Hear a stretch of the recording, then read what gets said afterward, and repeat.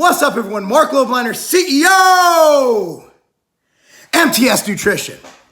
So, a lot of people have been asking me about form, especially for back training. Now you have a couple different strategies to do this. Now you got the Branch Warren, and I love Branch Warren. Branch is one of my favorite bodybuilders of all time. Not only that, he's an extremely nice guy, great guy, love Branch to death, but let's be real here. When he does a friggin' cable low row, I hold my breath and hope that his spine doesn't completely snap in half, right? So that's one way. Another way is a nice, concise, controlled movement like you'll see people like Kai Greene do, where you're pulling it down nice, smooth, contracted, engaging the lats, engaging all the muscles. Ooh, it's beautiful to watch that, isn't it? So, as a guy who not only is into lifting heavy-ass weights and who will get a little jiggy with his form once in a while to get some heavy-ass weights, but also a guy who's an Exos Phase 3 trainer who is all about form and preventing injuries. Also, let's be real here. I'm almost 38 years old. I'm no longer that 20-year-old guy who could squat one day, deadlift the next, and then probably hit my head over something and still be fine to train the next day. I'm getting older. It takes me a while to recover. So training back with loose form versus strict form, I think there's a time and place. Now, for most back movements, for example, a lat pull down, I want you to come in. I don't want you swinging back. You swing back, what happens? You're taking the focus off your lats and putting it on your actual back. When you do this, try feeling your lats. Nothing much is happening.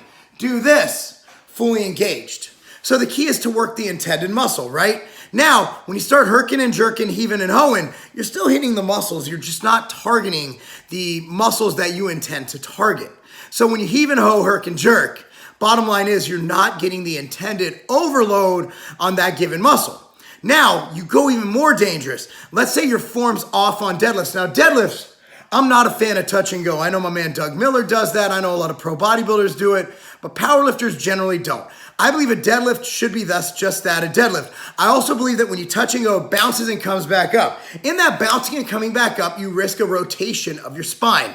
Spinal rotation with maximal load on the bar, in my opinion, is extremely dangerous and extremely risky, which is why I like to see people load, deadlift, come down, reset.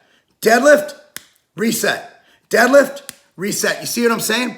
Deadlift is a concentric-based movement, which you're going to do the force on the way up. On the way down, I don't care if you drop it. I don't care if you fall down with it. At the end of the day, I care about the concentric. You can do a negative deadlift. I've done them before. I did them with Marc Bell. I enjoy them, but I think if you're doing a deadlift, its main action is going to be concentric. My nose itches. So here's my thing. With back training, I like to go the 90-10 rule.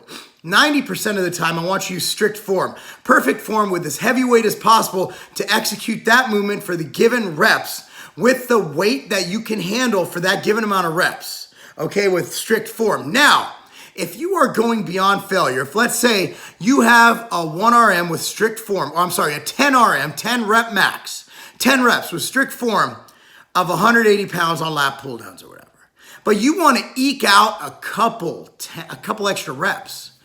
If you get stuck here and you have no spotter, I see no problem with using some body English to get it down, using some herky-jerky motions, using some momentum to move that weight. However, there's a difference between a 90% strict workout versus a 10% strict workout. When I say 90-10, that doesn't mean every set, every rep is beyond failure. Every set, every rep is using body English. That means that for a majority of your reps and sets, you are using strict, concise form with maximal weight possible to be able to do that strict, concise form. And on the rest of your workouts, if you need to get a couple extra reps, you want to see what you can do, push your body beyond that limit, I see no problem going a little bit above and beyond and using some loose form. Anyway, guys, that's my opinion on it. A lot of people disagree. A lot of people think you should go strict all the time. A lot of people think you should go 120 at the expense of form all the time. As you can tell with my diet strategies, a lot of my training, I'm a middle of the road type guy. I like taking the best of all situations, whether it's carbohydrate versus fat, whether it's moderate protein versus high protein. I like taking all of the variables and coming up with what I feel is the best, utilizing all the methods we have. I am not belonging to a team. I am not a sheep. Yay, I'm on team carnivore. Yay, I'm on team high carb. No, I'm a dude who just calls it like it is. And I'm a dude who reads the studies, but also realizes I have over 25 years of training experience. And I like to put that in there with the studies. And sometimes my opinion will be contrary to some studies you read. Sometimes they will be all aligned with all of the current data. But at the end of the day, there's opinion. And opinion is beautiful because you can watch many channels, get many different viewpoints. I hope you like mine. Take a gander at that. Also, if you want a great workout program, I just made it's called the Big Five. And I think it's the greatest workout program ever created. It focuses on the main lifts. You have squat, standing overhead press, deadlift, chest press, then you have pendlay row. 5 core movements, and I built a program around them. Check it out, description box down below. Thanks so much for watching, guys. Be sure to like, subscribe. Of course, follow me on Instagram. That's at Marc Lobliner, where you can see more about my life, all my stuff, and my family, and all that good stuff. And that's not a game.